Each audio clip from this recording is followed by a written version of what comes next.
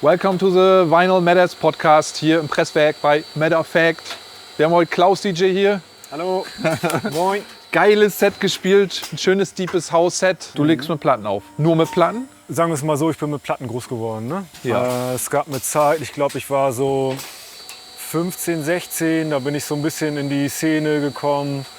Es gab bei uns einen kleinen, wie soll ich sagen, Dorfdisse. Da gab es 2 Floors und auf einem Floor war gerade so Minimal-Hochburg. Dann dachte ich mir so, okay, was ist das so? Komme ich noch gar nicht so rein.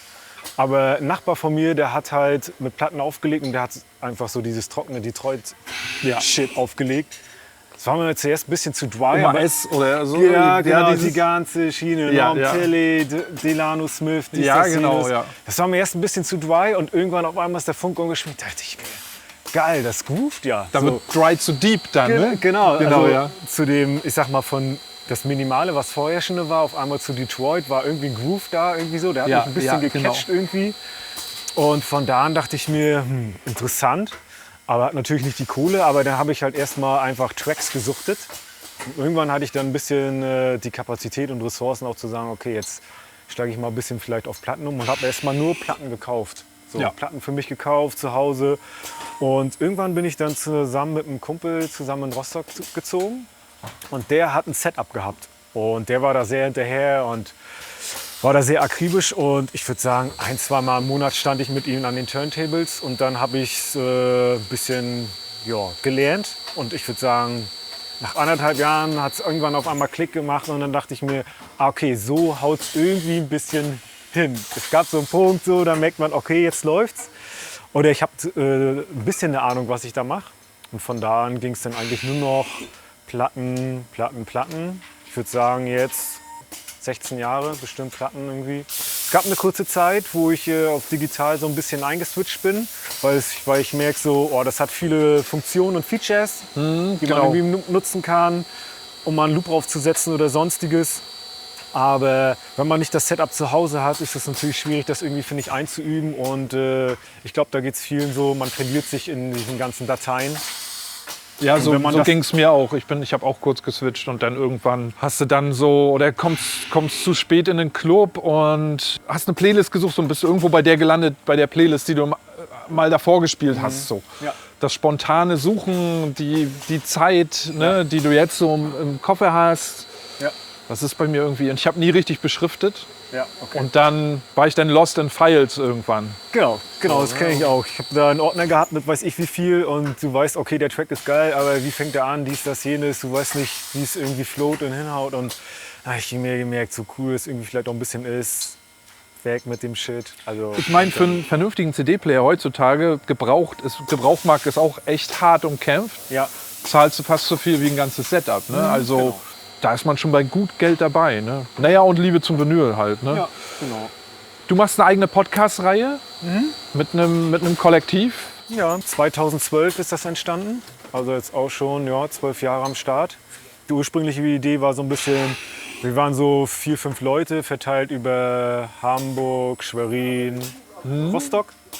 Genau, war eine Idee, lass uns da doch irgendwie Artists, Bekannte oder Unbekannte irgendwie eine Plattform geben, wo sie sich irgendwie darstellen können. Das ist irgendwie gewachsen und von den ursprünglichen Leuten, die ich in Hamburg oder Schwerin irgendwie hatte und kannte, ja, da kam dann irgendwas, das Leben dazwischen, ne? Wie es dann so ist, irgendwie mit Ausbildung oder richtig Job, Family Business. Und ich bin irgendwie dabei geblieben und habe dann quasi darüber ein Netzwerk aufgebaut, über, würde ich sagen, ganz Deutschland oder auch, auch in Europa oder Mixe auch aus Amerika oder so. Das versuche ich so alle zwei Sonntage kommt ein neuer Mix ungefähr am Start. Wie heißt der? It Works Podcast. It Works Podcast. Soundcloud sicherlich? Ja, genau. Mixcloud? Nee, Soundcloud nur. Soundcloud. Ne? Ja, genau. ist ja wunderbar dafür. Genau, Insta, genau. Und irgendwann ist ein kleines Kollektiv daraus entstanden mit der Idee zu gucken, okay, vielleicht kann man das Netzwerk, was man sich aufgebaut hat, vielleicht auch für eigene Partys oder Open Airs nutzen. Das haben wir eine Zeit lang gemacht. Und mit dem Einschnitt von Corona muss man natürlich sagen, ist das alles ein bisschen abgeflaut. So. Und einige haben sich weiterentwickelt, sodass wir gerade eher an dem Punkt sind, zu sagen, okay, wir machen die Podcast-Reihe weiter, so, mit viel Liebe, auch mit Leuten, die ich halt irgendwie über Festivals kennenlerne, wo ich mal ab und zu arbeite. Und Genau. Und der Rest des Kollektivs ist so, dass wir sagen, wir supporten jetzt andere Kollektive oder machen eine Symbiose mit denen, dass einer das macht, weil einfach irgendwann so ein bisschen ja auch die Power an Leuten fehlt. Ne? So. Ja, genau. Und es ist ja letztendlich, wenn du es regelmäßig machst, auch wirklich Arbeit.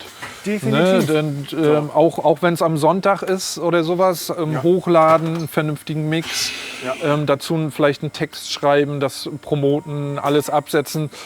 Sobald es regelmäßig wird, dann kommt ein bisschen Pressure auf und dann wird es Arbeit. Ne? Da ist auch so ein Podcast nicht ohne, weil da geht ja auch Kommunikation vorher viel vonstatten dann. Und ist es auf Vinyl fokussiert oder eigentlich egal, Haus? Genau, also es geht hauptsächlich in die Haus- und Disco-Reihe. Ja, cool, sehr cool. Gehörst du mit zur Palette Crew auch? Ja, genau. Er gehört auch mit zur Palette Crew. Ist eine geile Crew aus Rostock, die auch eine geniale Location hat. Ich war jetzt am Wochenende da. Ja. Völliger Abriss. Unser Operator, der ist heute nicht da, der hat dort seine Geburtstagsparty gefeiert. Der Kuso von Gardine zugezogen. Ja. Und ganz viele Featuring-Guests da gehabt. Millie Dance, Waving the Guns. A2DMSK läuft gerade auf Dauerschleife bei mir drin. Ja. Also Ja, cooler Typ. so viel Deepness. Guckt ihr euch auch mal an. Auf jeden Fall Palette Crew. Ja, ein Haufen von Leuten, die irgendwie Bock haben aufeinander und irgendwie einen Raum für Kultur zu geben. Auch relativ breit aufgestellt. Das geht über House, Disco, über Hip-Hop. Wir haben Lesungen. Manchmal haben wir irgendwie aufgrund von, sag ich mal, Familienbusiness machen wir auch kleine Angebote für Kinder, irgendwie Kinderkino und so weiter und so fort. Und genau, da haben wir quasi einen kleinen Raum mitten im Kiez von Rostock in der KTV. Und den versuchen wir irgendwie zu beleben. Gerade in der Zeit jetzt irgendwie Kultur irgendwie, oder die Räumlichkeiten und Ressourcen zu haben, die wir uns ja über Jahre hinweg irgendwie angesammelt haben, ne? Auch dann zu nutzen, macht einfach Bock. Ja, so. ja. Und auch alles, wie gesagt, bei ganz vielen Leuten nebenbei, viele arbeiten irgendwie und einfach eine Herzenssache, so wie hier, das schwingt irgendwie mit und genau, das merken die Leute. So, dass so Leute wie ihr zum Beispiel einfach von Güstrow nach Rostock kommt, macht halt Bock. So, junge Leute sind am Start und es schwappt irgendwie über und ja. Ihr stattet auch ein bisschen, naja, was heißt ihr stattet, aber ihr baut dann auch mal auf einem Festival einen Floor und sowas, den ihr dann betreut oder zumindest die Akustik und die Deko auch mal baut und sowas. Das sind halt handwerklich begabte Leute, die so ein Netzwerk praktisch, ne? So, Genau. Ist über Jahre hinweg aufgebaut, ne? Also das ist, ich muss sagen, ich bin jetzt irgendwie seit 4 Jahren erst da. Genau, Palette besteht schon, ich weiß es gar nicht, bestimmt schon 10 Jahre, mindestens 10, 12, 13 Jahre. Und die haben sich natürlich ein Netzwerk aufgebaut, ne? Sind da irgendwie auf Wasted im Jahr, auf der Fusion sind wir irgendwie. Früher mal ein eigenes Festival gehabt. Genau, es gibt immer noch 1, 2 Partys im Jahr, wo wir quasi andere Locations nutzen und die einstatten mit unserem Equipment und da versuchen, eine coole Party irgendwie mit Leuten hinzukriegen und eine Symbiose zu erstellen und ja, macht einfach Bock. Ja, das ist das Geile. Bock drauf haben, Kultur, was für die Leute tun, für die Familie, für die Buntheit und sowas. Ja. Ne? Also das merkt man auch. Ich kenne ja nun viele Leute von der Crew und man hat sich auch extrem wohlgefühlt bei euch. Also eigens gebrautes Bier und sowas. Ne? Ja. Ich habe das dann am Sonntagabend noch so ritualmäßig getrunken. War echt genial. Prima. Wirklich genial. Ne? Ja, Platten. Ich habe hier noch ein paar Platten, ein paar Platten für dich rausgesucht. Wir haben ja einen eigenen Vertrieb und ich habe mal alles durchgesucht. Alles so in die Hausrichtung. Ne? Wow, so okay. alles Mögliche dabei. Super Für dich auch. Auch noch ein paar Slipmats. Ne? Slipmats, wir haben Slipmats. Matter of Fact, Vinyl Matters. Matter of Fact. Welches möchtest du? Dann hole ich dir noch ein zweites davon.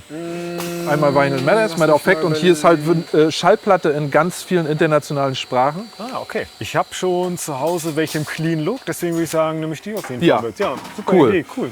Kriegst du auf jeden Freue ich Fall. mich sehr. Super geil. Bin ich sehr gespannt. Schön, dass du hier gewesen bist. Vielen Ja. Dank für das vielen geile Dank an Set. Ne? Ja, ich freue mich. Ja, jetzt geht's auch schon gleich ab zum Bahnhof. Durch, alles dreht durchgetimed. Genau. Das war Vinyl Matters. Viele Grüße an euch. Danke für den Support. Vielen Dank für den Mega-Support, weil wir freuen uns extrem, wie der Podcast wächst und wir alle daran teilhaben. Fragt unten nach den Track-IDs. Die Artists, die werden sich auch daran beteiligen. Und ja, lasst die Glocke klingeln, abonniert, habt Spaß. Matter of Fact.